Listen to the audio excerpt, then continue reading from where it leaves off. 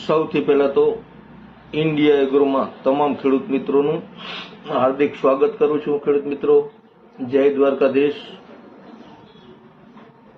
તો તમામ ખેડૂતોને મારે આજે ખાલી એટલું કહેવાનું કે મારા વિડીયો જોતા હોય એને કહેવાનું છે કરવું કે ના કરવું તે કોઈ પણ ખેડૂતની કે કોઈ પણ વ્યક્તિની ઈચ્છાની વાત છે કે વાતાવરણની અંદર લગભગ તો પરમ દિવસ જ થોડો ઘણો પલટો આવ્યો હતો. અમે તો અમારા ઘણા ખેડૂતોને જે અમારું માનતા હોય એને કીધેલું હતું કે ભાઈ દરેક પાકની અંદર ફૂગનાશકનો અગાઉ છંટકાવ કરવો જોઈએ અથવા આવતા 1-2 દિવસમાં કરવો જોઈએ.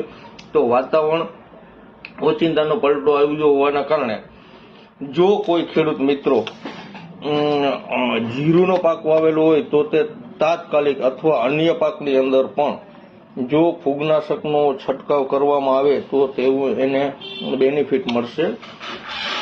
ઘણી વખત છંટકાવ ના કરે તો પણ ચાલતું હોય છે, પણ 100% આપણે ખબર જ છે કે આવું થયું તો એના માટે ખરેખર એને પગલાં લેવા જોઈએ.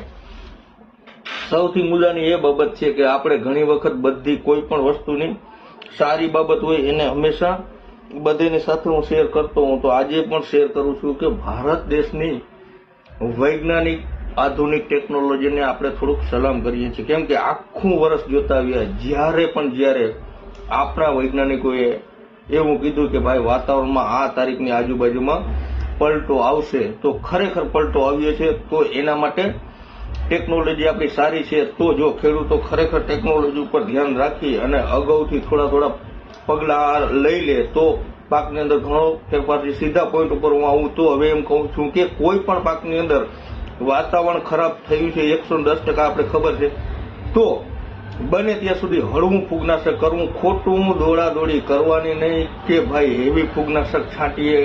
હેવી છાંટવું હોય તો છાંટજો, પણ ફૂગનાશક છાંટજો.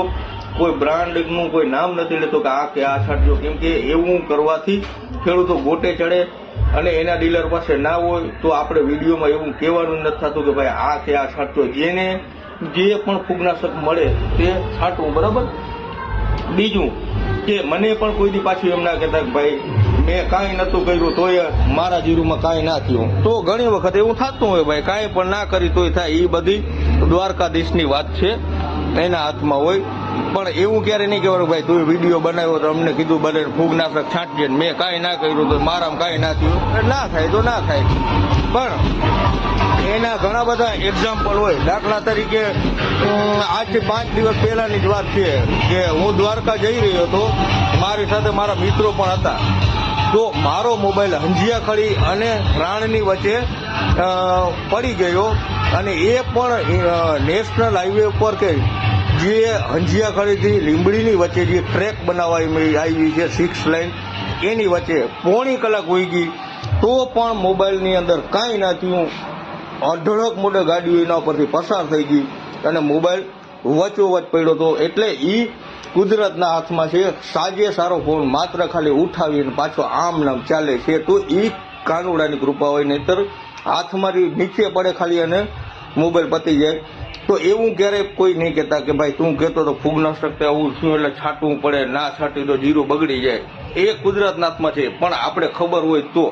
કેમ કે જાણી જોઈને મેં મોબાઈલનો ઘા થોડો કરું પણ પડી ગયો અને પોણી કલાક વહી ગઈ 45 મિનિટ તો એમાં કાંઈ ના થયું. તો એ કાનુડાની કૃપા છે, જે હોય તે. એટલે જો નજરની સામે હોય, સામે જ વાવ હોય અને આપણે જોઈને ના પડાય, કુદરતી રીતના ત્યાંથી નીકળ્યા હોય ને પડી જાય તો આખી વાત અલગ છે. તો મારું એવું કેવું છે કે જીવાત પાછળ દોડવા કરતા આવતા 1-2 દિવસ વાતાવરણ ઉપર ધ્યાન આપી અને શક્ય હોય એટલા પગલાં લેવા જોઈએ. તો તમામ ખેડૂત મિત્રોને જય દ્વારકાધીશ, જય માતાજી, જય દ્વારકાધીશ.